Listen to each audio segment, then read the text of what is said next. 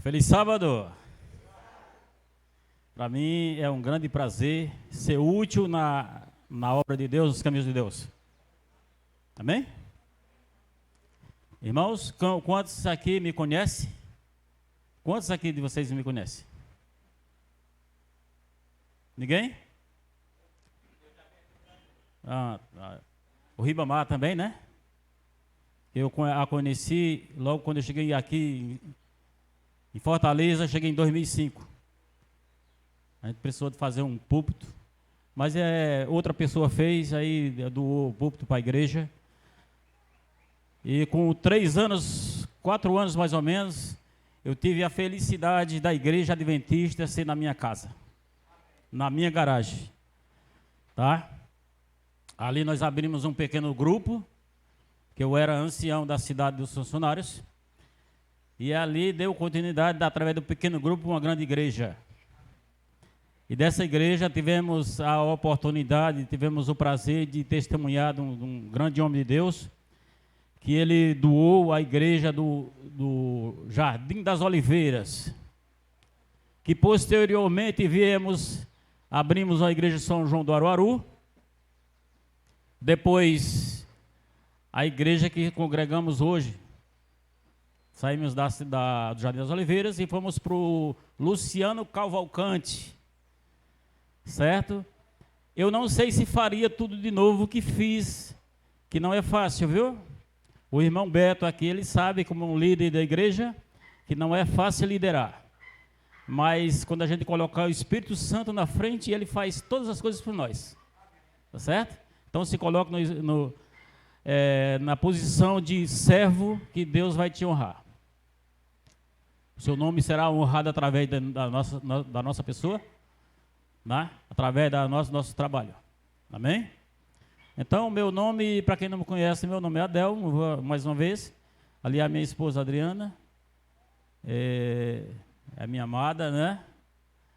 Já convivemos há 30 anos, é um bocado de tempo, né? Mas em relação à vida eterna, nós nem começamos, apenas estamos nos conhecendo. Isso aí fica uma lição para os casais. O que Deus uniu jamais separa o homem. Essa não é a mensagem, mas essa fica uma mensagem para vocês casais, que Deus uniu, e a gente não se separe. Amém? Então, eu a conheci ela em São Paulo. Ela nasceu em São Paulo, ela é de Maceió, e eu sou do Pernambuco. Veja só, meus filhos nasceram em São Paulo. Eu tenho uma trajetória muito, muito distante, muito longa. Se eu for falar da minha vida aqui, eu não vou pregar, né? Mas o fato é que Deus uniu uma pessoa. Ela é adventista de berço. Na época ela estava separada, distante dos caminhos de Deus, mas mesmo assim Deus ouvia a oração dela. Eu comecei a andar numa igreja e outra, certo? Mas a Adriana disse o seguinte: se eu tiver que voltar para a igreja, eu vou voltar para a igreja adventista, que é lá onde está a verdade. Então, para mim, a verdade estava em qualquer canto. E é triste quando você conversa com uma pessoa que você convida para a igreja, que é a pessoa que já te fala: eu tenho a minha igreja, eu já tenho a minha igreja, eu não posso ir para a sua igreja. Você imagina lá no céu, você está lá no céu, aí ali é a igreja do irmão Beto, aqui é a igreja do irmão Adelmo, ali é a igreja da irmã Jarina, e assim sucessivamente, igreja A, B, C e D. Não podemos, por questão de ética, falar de igreja, mas nós temos que estar onde? Aonde prega a verdade. E a verdade é meia verdade ou é completa? Verdade é completa.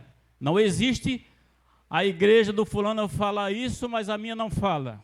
Então a Bíblia é uma só. O problema são o quê? As interpretações. E assim sucessivamente. Mas nós vamos abrir as nossas Bíblias.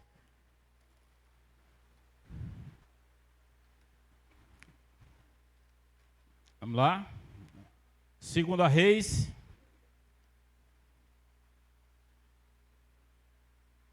Segundo livro de Reis, capítulo 4. Amém?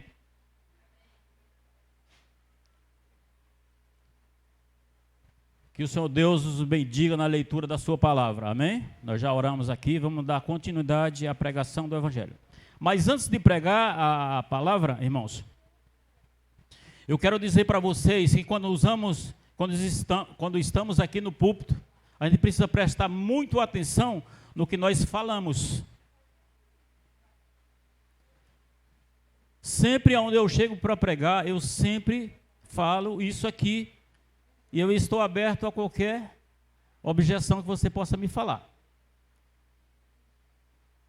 Imagine eu chegar aqui na frente e dizer para você que Deus possa fazer isso, que Deus possa fazer aquilo e aquilo e aquilo. Eu faria uma pergunta para a congregação: Deus pode todas as coisas?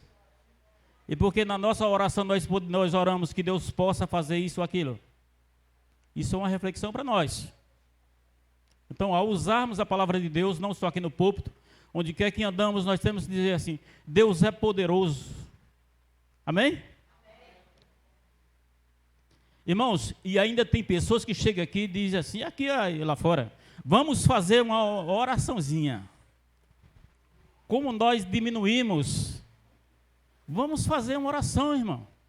Vamos cantar um louvorzinho. Não tem cabimento quando a gente falar isso aqui.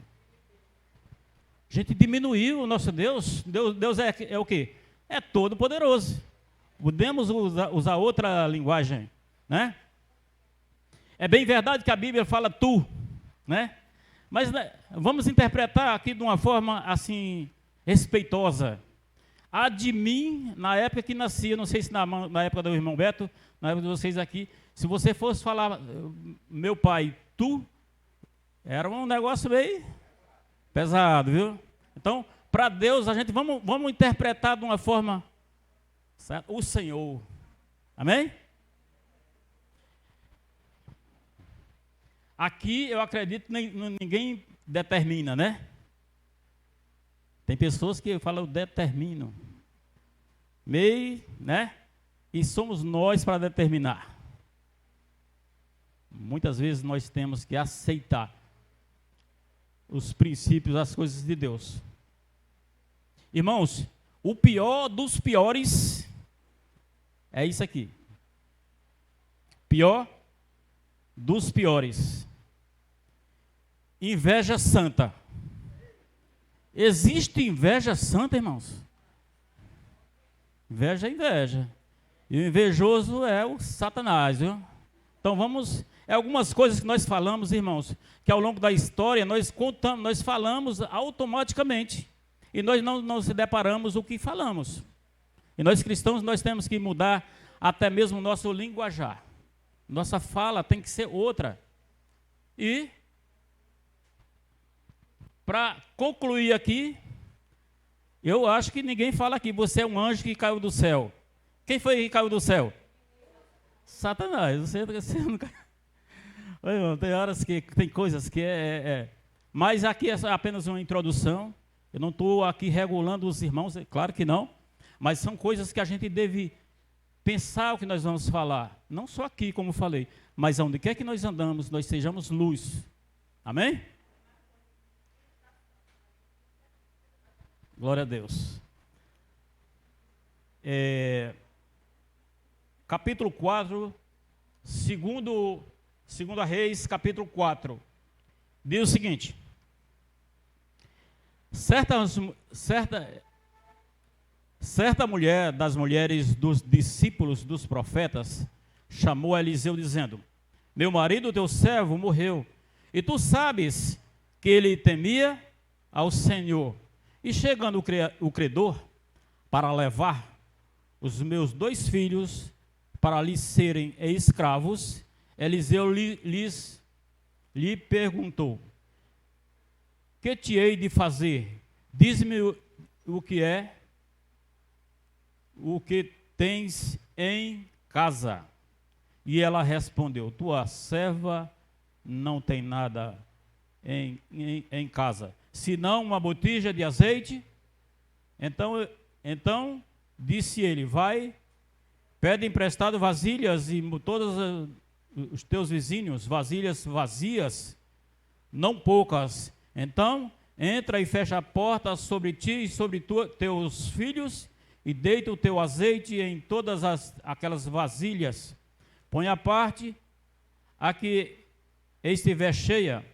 Partiu, pois, ele e fechou a porta sobre si e sobre seus filhos, e esses lhes chegaram as vasilhas, e ela as enchia. Cheia as vasilhas, disse ela a um dos filhos: chega-me aqui mais uma vasilha. Mas ele respondeu: não há mais vasilhas nenhuma, vazias.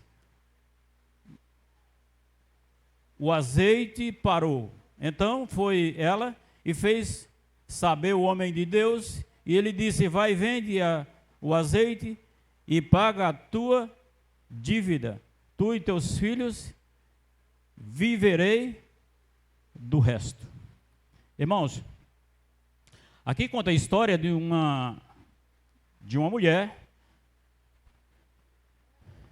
esposa de um dos profetas de Eliseu, e ela tem um problema muito sério para ser resolvido. E diga-se de passagem, ninguém queira passar, mulher não queira passar por esse problema, porque naquela época a viúva era amparada, aliás, havia morrido o seu esposo, e a viúva era amparada por quem? Pelos seus filhos. O que acontece? Que os seus filhos, eles seriam levados como escravo por uma dívida que seu marido havia contraído. Eu gostaria de falar para você aqui, o cristão, ele tem que prestar atenção nas dívidas que está fazendo, para quando ele morrer, ele não venha deixar uma dívida para outras pessoas. Naquela época tinha que pagar, né? E os filhos seriam levados ao seu credor para pagar a dívida. Irmãos, o que acontece que, como o esposo tinha morrido, ela queria que resolvesse o problema. E sério, ela conta que o esposo havia morrido e os filhos seriam levados como escravos e ele tinha que resolver aquele problema. Mas, irmãos, a história diz que ele pergunta para a mulher: o que tens em casa? Ela disse: eu não tenho nada. Vamos deparar só com essa história aqui, com esse parágrafo. Quantas pessoas, irmãos, tem em casa? Essa mulher, por exemplo, vamos tirar o exemplo dessa mulher. Essa mulher, ela tinha filhos, né? Tinha 2 filhos. Essa mulher tinha casa? Tinha casa. Essa mulher, ela tinha família? Tinha família.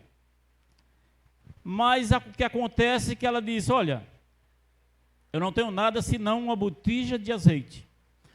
Uma reflexão que gostaríamos de fazer é o seguinte: agradeça a Deus o pouco que Deus te dá. Tem pessoas que não agradecem. Tem mulher que não tem filho. E você sabe, como mulher, eu não sou mulher, mas sei que uma mulher, ela só acredita assim, ela só se, como é que é a palavra que eu poderia dizer assim? Se realiza, né? Quando ela tem um filho, não é verdade? Mas essa mulher, na realidade, ela tinha filho, ela tinha tudo. Ela tinha pouco azeite, tinha, mas tinha. E quantas pessoas aqui que eu poderia dizer que tem as coisas e se reclamam do nada? Então, quando a gente se reclama das coisas, as coisas fica tudo contrária, porque Deus abençoa aquela pessoa que realmente ela é agradecida pelo pouco que Deus te dá. Não precisa ser muita coisa. Mas, irmãos, o fato é que Eliseu diz: entra na tua casa, chama teus vizinhos, arruma vasilhas, não poucas, Você veja que a bênção, e quando Deus quer te dar, é com abundância, não poucas vasilhas. Então eu sei que ela saiu pelos vizinhos. Outra coisa, essa mulher tinha vizinho. Então ela arruma as vasilhas com os vizinhos e ali começa a bênção. Só que outro detalhe aqui que eu poderia citar para vocês. Deus diz para você: fecha a porta do teu quarto. E ali está a bênção. As bênçãos estão dentro da nossa casa, não é lá fora. Nós temos que ser uma bênção para nossa esposa, nossos filhos e, consequentemente, para a igreja e para a sociedade. Precisamos interpretar o texto que traga uma grande reflexão para a igreja. Nós somos o quê? Luz em meio às dificuldades da vida. Então, a igreja não é diferente. A igreja, nós continuamos sendo uma bênção. Então, o fato é que essa mulher fecha a porta, traz as vasilhas, fecha a porta, e ali começa o azeite. Mas, irmãos, se depararmos com a história dessa mulher, apenas 7 versos conclui a história dessa mulher. Isso trazendo para a gente a nossa trajetória. Eu tenho apenas uns 20 anos de adventista. Para mim não foi fácil chegar aqui, não será daqui para frente. O que eu quero dizer para vocês, que a caminhada cristã, ela tem, como diz a música, existe as rosas e existe também os espinhos no caminho. Então não pense que apenas eu sou adventista ou eu sou um cristão e para mim está tudo beleza, não vai acontecer nada. E às vezes até há provações na nossa vida, que é para saber se realmente você é fiel ou não. Essa é a caminhada cristã. E se você diz que está ruim, pergunte como foi para os nossos antepassados, os nossos discípulos, que quase todos morreram com mortes cruéis. O único que não morreu foi quem? João. E assim mesmo, o camarada sobreviveu a um caldeirão de azeite quente. É propósito de Deus mesmo ele prevalecer ali, que ali foi quando foi escrito o Apocalipse, e que nos traz uma grande reflexão para a nossa caminhada espiritual. Mas o fato é que essa viúva, ela recebeu as bênçãos. A história dessa mulher parou por ali. Nós não sabemos contar o restante da história dessa mulher. Mas nós vamos falar de outro personagem, que esse traz uma grande reflexão na nossa vida espiritual, e nós saímos daqui felizes, porque existe realmente poderá existir pessoas no meio da caminhada diária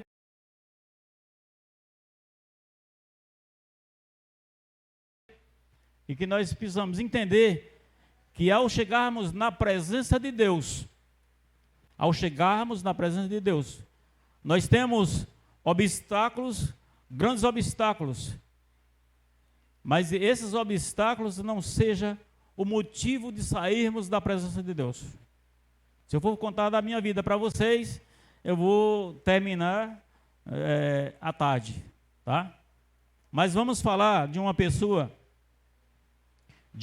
aqui, que foi realmente um testemunho muito grande para nós. Verso 8. Nós vamos falar de uma pessoa que era rica. Olha o contraste da pessoa pobre. Vamos falar de uma pessoa pouco desfavorecida para uma pessoa rica. Tá? Nós vamos falar agora de uma viúva rica, que diz o seguinte, verso 8. Capítulo 4, verso 8 de 2 Reis. Certo dia passou Eliseu por Sunem, onde se achava uma mulher rica, a qual o constrangeu a comer pão. Daí, todas as vezes que passava por lá, entrava para comer. E ela disse a seu marido: vejo que este que passa sempre por nós é um santo homem de Deus. Vamos parar só um minutinho aqui e vamos refletir um pouco. Irmãos, essa mulher, ela não precisava de nada. Porque uma pessoa rica, na sua cabeça vem o quê? Ela não precisa de nada. Ela quer dinheiro, ela tem. Ela quer uma roupa nova, um sapato, um celular novo, ela tem. Afinal de contas, ela é rica. Então, o intuito aqui é trazer uma mensagem para a gente que essa mulher, continuando a história dela, ela precisava de Jesus. Simplesmente de Jesus. Às vezes nós temos muitas coisas que você diz assim, não, eu não preciso de nada, mas de Jesus eu preciso. Afinal de contas, o ser humano que anda sem Jesus é um defunto, um ambulante. Simplesmente está batendo o coração, anoiteceu, amanheceu, tá? Mas ela não tem perspectiva de vida alguma. Então, o ser humano sem Jesus não é dinheiro que completa, não é uma alegria exterior, não é o carro, não é a casa, não é a conta bancária. Você pode perceber que tem pessoas ricas, muitas histórias de pessoas ricas que se enforcaram, né? Outras são depressivas. Então você observa que quando você começa a analisar a vida dessas pessoas, você começa a entender que o dinheiro não é nada. É bem verdade que o dinheiro ajuda, mas trazendo para nós cristãos, Timóteo chega a dizer que muitos cristãos, muitas pessoas que fazem daquele dinheiro um Deus, se desvia da fé. Observe, não estou falando aqui que o dinheiro não presta, não é isso não. Eu estou falando que muitas pessoas que Deus, por isso que Deus não concede certas coisas para as pessoas, que é por causa daquelas coisas ali que eles se desviam da fé. Mas a continuidade da história desta mulher é muito interessante, porque ela vê no profeta um homem de Deus. Veja o que passa ali. É um santo homem de Deus. Quantas pessoas têm visto você, seus vizinhos, seus parentes, reconhecendo você como realmente é um cristão de verdade? Quantas pessoas chegaram já para você e chega para você e diz assim, ó, irmão, ore por mim. É porque ele vê em você o quê? Uma pessoa diferente. A pessoa não vai chamar você para orar. Não, aquele irmão, não vou chamar ele para orar não, porque aquele irmão fala palavrão lá na rua, aquele irmão, ele não gosta do vizinho, aquele irmão briga com a mulher, aquele irmão briga com os filhos. Então, ela viu uma característica muito interessante. Vejo que aquele homem que passa ali é um santo homem de Deus. Então ela viu uma característica para poucos, poderia dizer assim. Por isso que na igreja existe o joio e o trigo. Existem as pessoas e a gente tem que conviver. Porém, a gente não pode aceitar alguns desvios de conduta. Então a gente tem que entender que aquele ali realmente é o quê? É um santo homem de Deus. Amém? Dando continuidade à história aqui, ela diz assim, façamos-lhes, pois em cima, um pequeno quarto, obra de pedreiro, e ponhamos nele uma cama, uma mesa, uma cadeira, um candeeiro. Quando ele vier à nossa casa, retirar-se-á para aqui. Um dia vindo ele para ali, retirou-se para o quarto e se deitou. Então disse ao seu moço, Geazi: chama esta sunamita. Chamando-a, ela se pôs diante do profeta, e este dissera ao seu moço: diz-lhe, e eis que tu nos tens tratado com muita abnegação, que se há de fazer por ti? Haverá alguma coisa de que se fale ao teu favor, ao rei e ao comandante do exército? E ela respondeu: habito no meio de um povo, habito no meio do meu povo. Então disse o profeta: que se há de fazer por ela? Geazi respondeu: ora, ela não tem filho, sem marido, seu marido é velho. E disse Eliseu: chamando-a, ela se pôs à porta. E lhe disse o profeta: por este tempo, daqui a 1 ano, abraçarás um filho. E ela disse: não, meu senhor, homem de Deus, não mintas a tua serva. Concebeu a mulher e deu à luz a um filho, no tempo determinado, quando fez 1 ano, segundo Eliseu lhe dissera. Vamos parar um minutinho aqui. Vamos parar no versículo 17.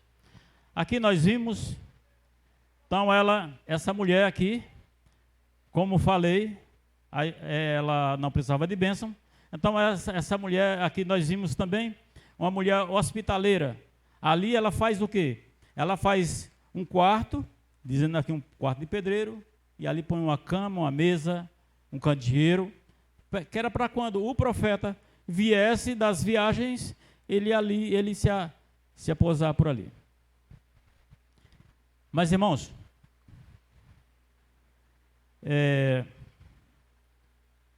essa mulher é o contraste da outra, que tinha 2 filhos, né? Essa mulher aqui, ela não tinha filhos. Então, o profeta chega para ela, para o seu discípulo que andava com ele, e diz assim, pergunta para a sunamita o que é que ela precisa. Ela disse: eu vejo que ela não tem nenhum filho. Aí ele chama, e então ele diz: olha, daqui 1 ano você vai ter um filho. Ela achava que aquilo ali era impossível, porque o texto diz aqui que o seu esposo era avançado em idade. Então, para ela disse: não sei, isso aí ela duvidou. Mas aí ele diz: olha, daqui 1 ano você vai ter um filho. E a Bíblia conta aqui a história que no tempo determinado ela concebeu um filho. Mas antes disso aqui, ela conta a história aqui. Ela habitava no meio de um povo, ou seja, é como dizer assim: eu sou feliz aqui.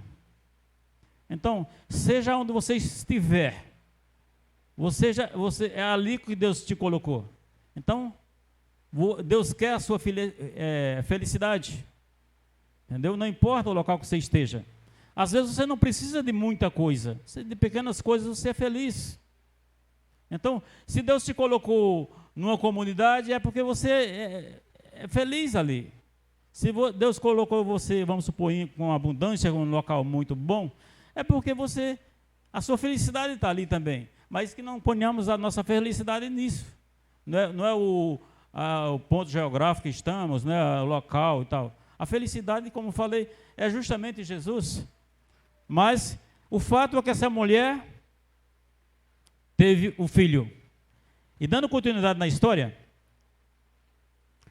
Tendo crescido o menino, saiu certo dia a ter com seu pai, que estava com os segadores. E disse a seu pai, a minha cabeça. Então o pai disse a seu moço, leva-o à sua mãe.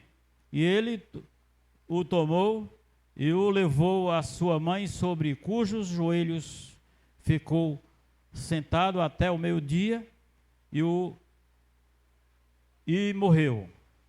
O menino morreu. Subiu ela e o deitou sobre a cama do homem de Deus, fechou a porta e saiu. Irmãos, aqui essa história, o interessante que a bênção aqui chegou e também aparentemente se acabou. Lembra do azeite? Que o azeite se acabou? Deus concede a bênção que essa mulher queria. Ela não queria dinheiro, não queria aquilo, que ela era rica. Mas posteriormente eu acredito que ela queria o filho. Mas aqui o filho nasce.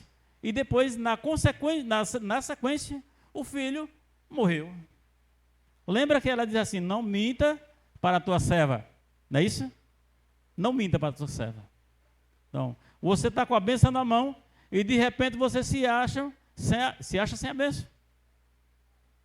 Mas, irmãos, dando continuidade na história aqui, irmãos, no verso 25, diz que ela partiu e foi ter com o homem de Deus ao Monte Carmelo. Vendo-a de longe, o homem de Deus disse a Gease, seu servo, eis aí a sunamita, corre ao seu encontro e diz-lhe, vai tudo bem contigo, com teu marido, com o menino? E ela respondeu, vai tudo bem. Irmãos, vocês já se depararam com a história aqui? Então, ela vai em busca do profeta e diz, eu vou atrás daquele camarada, que eu não pedi para ele nenhum filho. Ele concedeu o filho, me deu a bênção, e a bênção se acabou. Mas aí vem o seu moço, o Gease, ao encontro dela, mas ela disse, não, está tudo bem. Estava tudo bem? Não estava tudo bem. Afinal de contas, o filho dela tinha falecido, tinha morrido. Irmãos, não devemos contar história para quem não pode resolver o seu problema. Quem pode resolver o seu problema é Jesus. É bem verdade que não podemos descartar as pessoas que estão do nosso lado, que nos ajudam. Mas tem certas coisas que só Deus para resolver o seu problema. Não conte história para quem não resolve o problema. Quem vai resolver o seu problema justamente é Deus. Nós paramos no verso, quem está acompanhando? Verso 26? Estamos no verso 27, né? Correndo ela, pois, ao homem de Deus, ao monte, abraçou-o aos pés, então lhe chegou a Gease para arrancá-la. Mas o homem de Deus lhe disse, deixa, porque a sua alma está em amargura. E o Senhor mo encobriu, a não mo manifestou. Disse ela, pedi eu ao meu Senhor algum filho? Não, disse eu, não me engane. Vocês estão vendo? Aqui ela reclama com quem poderia posteriormente resolver o problema. É claro que o profeta era apenas um homem usado por Deus, mas está ali. Ela disse, por outras palavras, ela está dizendo, resolva o meu problema, que eu não pedi para você nenhum filho, né? No verso 22, aqui, 32, irmão, diz, tendo o profeta chegado à casa, e eis que o menino estava morto sobre a cama. Então, entrou e fechou a porta sobre eles, ambos o orou ao Senhor. No verso 36, diz, então chamou a Gease e disse, chama a sunamita, e ele a chamou, E apresentando-se a ela, o profeta, esse lhe disse: toma o teu filho. Ela tomou, lançou-se aos pés dele e prostou-se em terra, tomou o seu filho e saiu. Vocês estão entendendo, irmãos? Essa história é uma história muito maravilhosa e traz para a gente um entendimento muito profundo, que essa mulher foi uma mulher perseverante diante de um problema sério. Quando nós vamos para o verso 8 para concluir a história dessa mulher, essa mulher continua a sua história. Essa mulher, lembra, 7 versos, concluiu a história da mulher pobre. Essa mulher dá continuidade à sua história. Então aqui, a partir do verso 1, 8, verso 1, falou Eliseu àquela mulher, cujo filho restaurar a vida, dizendo: levanta-te e vai com os de tua casa e mora onde puderes, porque o Senhor chamou a fome, a qual virá sobre a terra por 7 anos. Levantou-se a mulher e fez segundo a palavra do homem de Deus, saiu com os de sua casa e habitou por 7 anos na terra dos filisteus. Ao cabo de 7 anos, a mulher voltou à terra dos filisteus e saiu a clamar ao rei pela sua casa e pelas suas terras. Ora, o rei falava a Geazi, o moço, o homem de Deus, dizendo: conta-me, peço-te, que todas as grandezas da obra de Eliseu tem feito.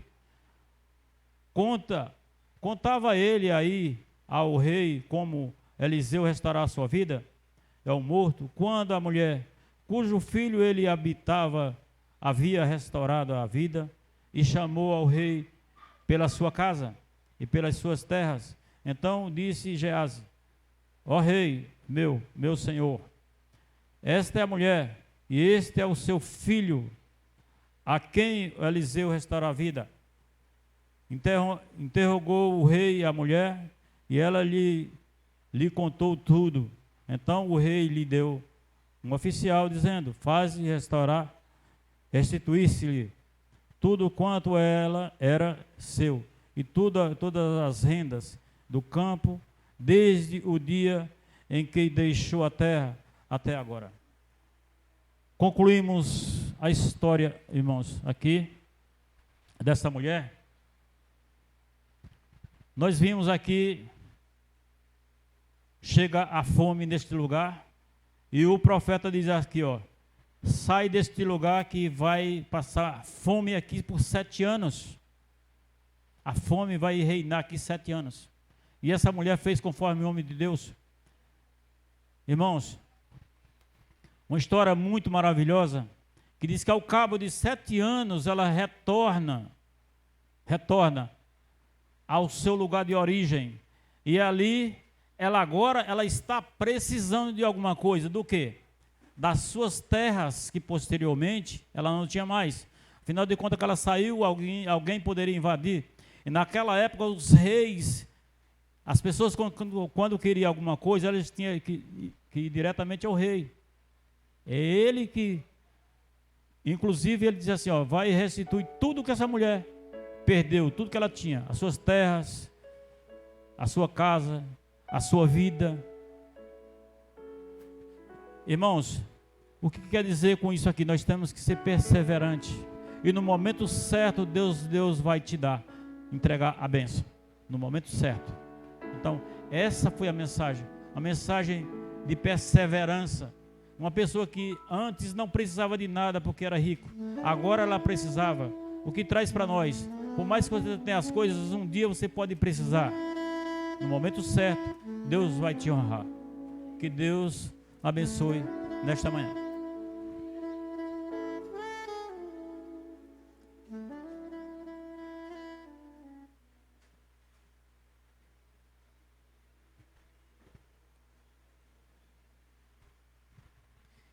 Eu estava vendo a irmã, né, chamando os nossos queridos para fazer visita, né, os nossos queridos que estão faltosos.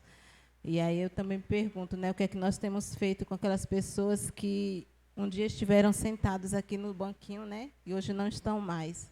O que é que nós estamos fazendo? Será que nós estamos orando por elas e dizendo que esses bancos que foram ocupados por eles outro dia, outra pessoa não pode ocupar, só ela? Que Papai do Céu está de braços abertos a recebê-lo e a igreja também? Essa deve ser a nossa reflexão e o nosso sentimento de adoração ao nosso Deus, estarmos todos juntos com esses irmãos que um dia estiveram aqui e hoje não estão mais. Amém?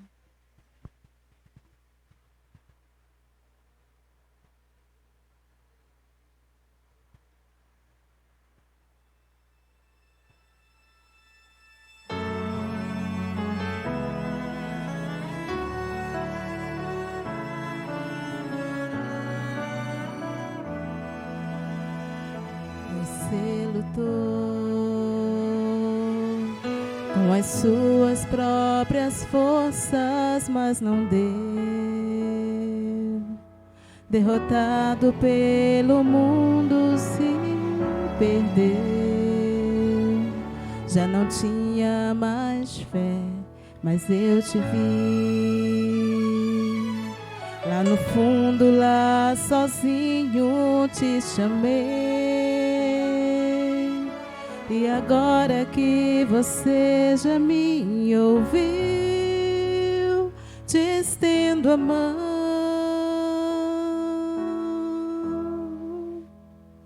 Meu filho, vem. Esperei por tanto tempo por você, pra te dar o meu abraço e dizer: seu lugar é aqui, meu filho, vem. Uma vida diferente eu vou te dar, de agora e diante sempre, no caminho à sua frente, juntos vamos caminhar. Meu filho, vem.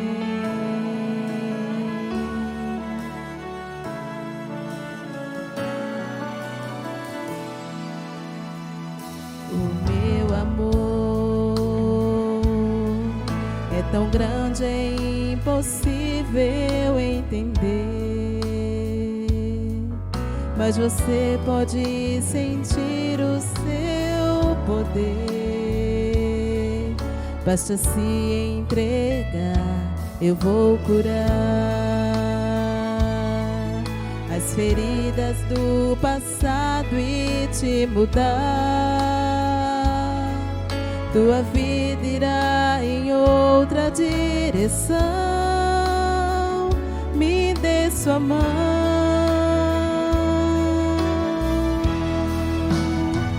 Meu filho, vem. Esperei por tanto tempo por você, pra te dar o meu abraço e dizer: seu lugar é aqui, meu filho, vem.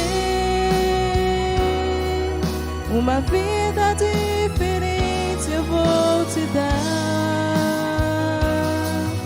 de agora e diante sempre, no caminho à sua frente, juntos vamos caminhar.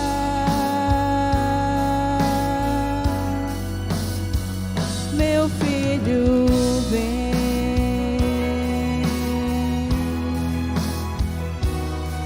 Juntos vamos caminhar.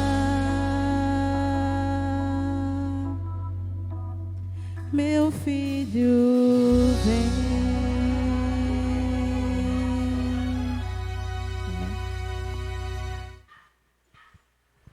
Amém? Irmãos, eu já estive, essa não é a primeira vez que eu vim aqui. Já estive várias vezes aqui, mas só que não havia vocês. Nem vocês me viram, né? Já estive fazendo aqui trabalho social, aqui cortando cabelo. Tá lembrada? Várias vezes já 2 ou foi 3 vezes aqui. A menina me convidou outras vezes para mim vir. Mas o que eu quero dizer com isso? Eu estou disponível para ajudar vocês, tá bom? Na medida do possível. Deus amado, Pai querido, estamos aqui, ó Pai, agradecidos porque mais um culto foi realizado em Teu santo nome. E aqui, ó Senhor, nós te agradecemos pelas palavras aqui, palavras de bênção, palavras de reflexão, palavras de agradecimentos pela nossa vida, mesmo em meio às dificuldades da vida, nós estamos aqui louvando o Senhor. Não é o dinheiro, não é a casa, não são bens materiais, mas sim, Senhor, está na Tua presença, que seja para nós a alegria. O apóstolo Paulo disse que estejamos contentes com apenas o vestir e o calçar. É bem verdade, Senhor, que muitas vezes nós não estamos contentes com aquilo que Deus nos concede. Mas o Senhor tem misericórdia de nós, Senhor, e nos ajuda, Senhor, para que nós venhamos agradecer todas as bênçãos que o Senhor tem nos concedido até aqui. Mas o maior privilégio, Senhor, está e permanecer nos Teus caminhos, na Tua presença. Abençoa, Senhor, a Tua igreja, abençoa, Senhor, a liderança da Tua igreja, espalhada na face da terra. Que nesse momento, Senhor, estamos reunidos em Teu santo nome, e que o Senhor vai nos ajudar a nos capacitar, para que apenas não pregamos aqui, mas onde quer que andamos, o Teu nome seja pregado, e as pessoas enxerguem e nós vejam que realmente somos homens e mulheres de Deus. Permanece conosco, Senhor, em nome de Jesus. Amém.